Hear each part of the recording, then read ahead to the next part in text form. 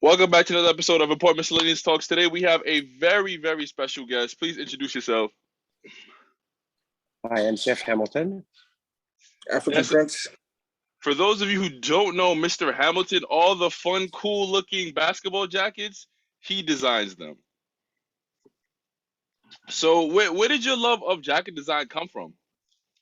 Um, I think I've always loved it. I try to think myself as an artist more than a designer, and uh, it feels like it's just like a great canvas for me to showcase the ideas that I have better than any other piece of clothing. Even though I've done everything from jeans to shirts to t-shirts to bags to accessories, but jacket is where my passion comes from. So, how did you get started in your career? My background was mostly math and physics when I grew up in France, and when I moved to America, I was buying and selling, jobbing and closeouts and different things, and I started a clothing line in 1983, and I was in the jean business. Friends of mine had started a line, so we started. I took the men's line, and basically that was what became Guess Jeans. So I started Guess Jeans in 1983, and I was 24, 25-year-old kid, and within 2 years the company jumped to $75 million in sales. So I learned the business on the go without knowing what was going on. So I really figure out what to do with a brand, and that's how I did it. And then after that, I just basically started designing jackets for myself, because at the time in the 80s I used to ride Harley Davidsons, and I was super flashy with my long hair, the stuff I was doing, and the jackets took off because everybody started wanting the jacket. But it was Madonna or Michael Jackson or George Michael or all the rock and roll bands and things like that. So you started Guess Jeans? Mm-hmm. Yes, the men's company of Guess Jeans. Yeah, that was my first company in America. Yeah. Wow, wow.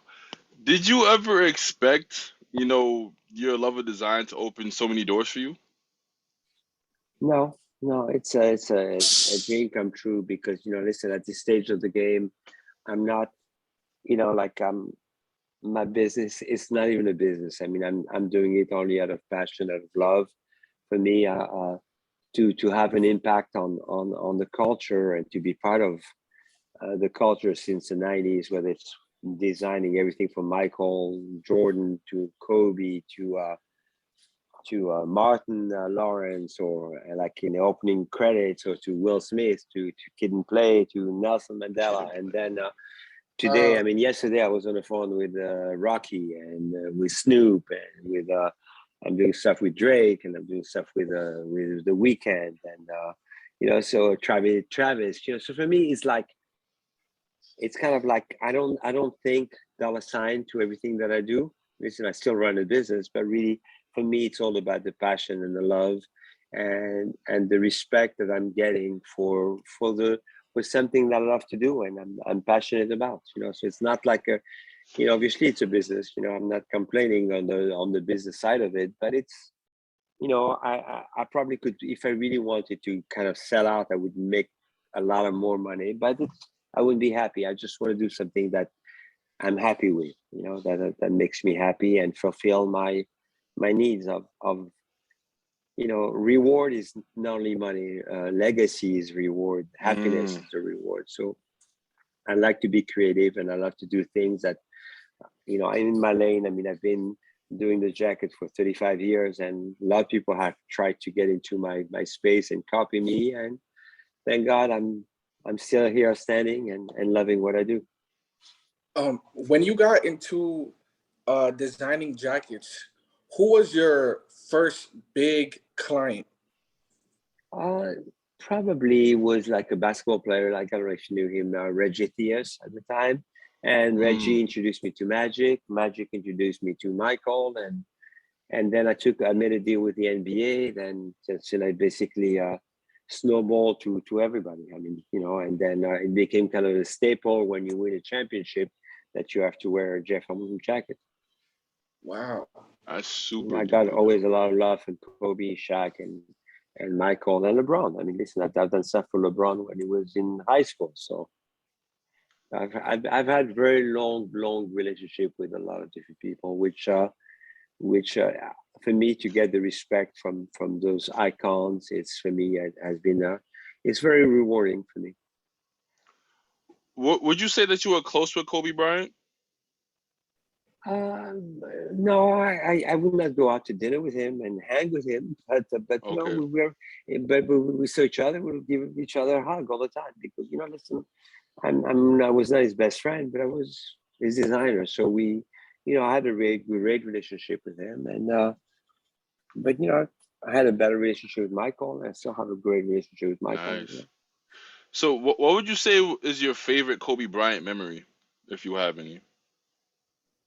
One of the memories, the first one that comes to mind is I think it was in 2002, maybe. I think it was a Philly All-Star game. Mm-hmm. I was in a locker room because obviously not obviously, but I have access to all the passes and everything. So I was with him, I was with Michael, I was with everybody, and I told him, I said, I told him that I said I'll bet you that you're going to be the MVP of the game, and he just said, and he turned out to become the MVP of the game. So the next year, I think it was in Atlanta, 2003 or 2003. I was in the locker room before the game. I said, I'm not guaranteeing anything yet. So of course I told him, I told you were going to be the MVP. So he said, you're right, and it's things like that. What is your favorite Michael Jordan memory? Uh, 1998 when he won the championship, in Utah, he just his bodyguard came to pick me up in the stands, and he knew I had the jacket. And first thing he said, Jeffrey was my coach, and I gave him the jacket, and it's just like, and Nice. I'm in that picture, like that. When he makes the last shot, when you look at that picture, I'm in that picture, And the physically in last that shot? picture. So yeah, so it's kind of like the two biggest moments in NBA history, the two most iconic pictures, like that picture, that's probably number one shot. Maybe the second most iconic shot is the one of Kobe holding the trophy. So my hands Mm-hmm. I am in those two moments. So I'm blessed because obviously I'm a huge NBA fan, and I love Kobe and Michael. For me the greatest, and I love the sport. I love for me to be immortalized in time with in those events is amazing. And also having designed the 50 greatest players in the NBA in '97 and So, being commissioned to do the 75th greatest players as well and do the jacket for that as well. It's a very special moment for me. Wow. You said that you came from France to the US. How was that transition coming from France to the United States? Was it a rough transition? Was it easy? Was it easy for you to get accustomed and everything? It was very different. But listen, I was a kid when I was 24 years old. I mean, listen, I was a kid, but I was not a kid because I was married at the time. I married when I was 19. I had two kids at the time, and I was kind of responsible. I didn't speak barely any English, so it's kind of was a little bit difficult. I didn't have a green card. I was not legal, so I had to find a way to make money to support my family. So I hustled. I'm a born hustler, so I basically went out and hustled from in the street, tried to buy and sell to try to make a living, and it turned out okay because I just put nothing but my love and passion in everything that I do. You went from where did the in the US did you migrate to when you first came? I came to Los Angeles.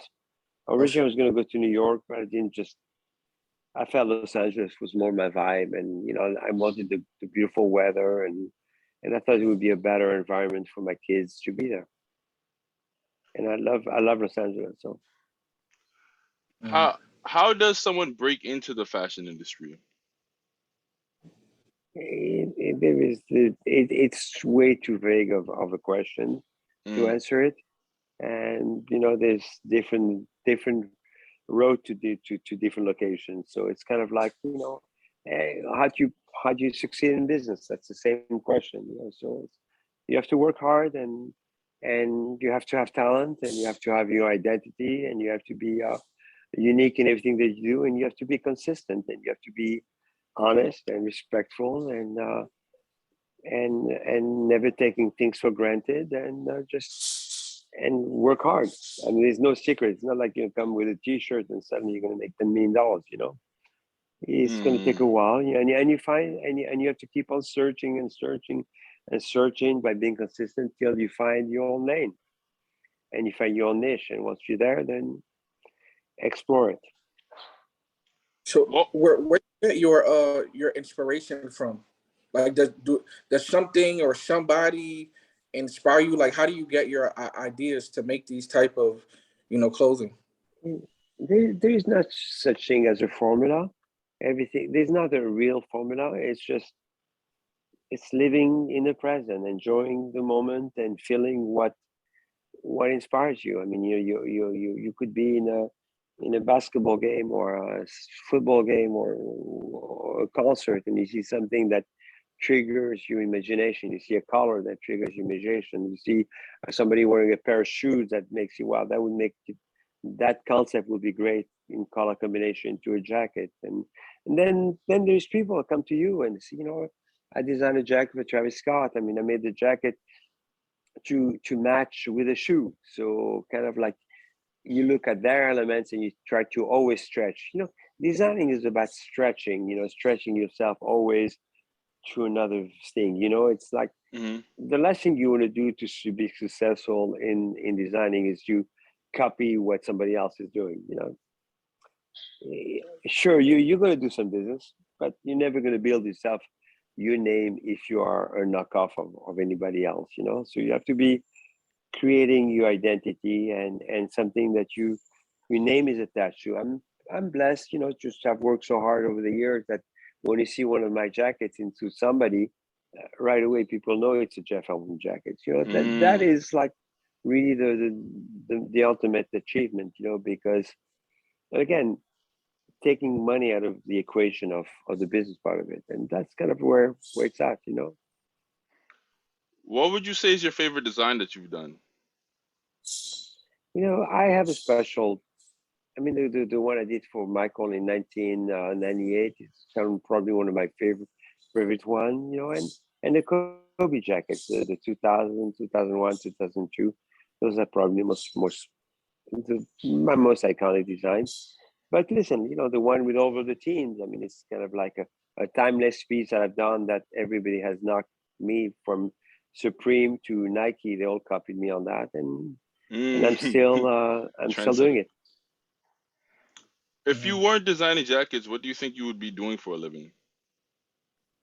Uh, I was going to be a CPA, when I got in my career. But the truth is, I'm an artist. So I like to think myself as an artist.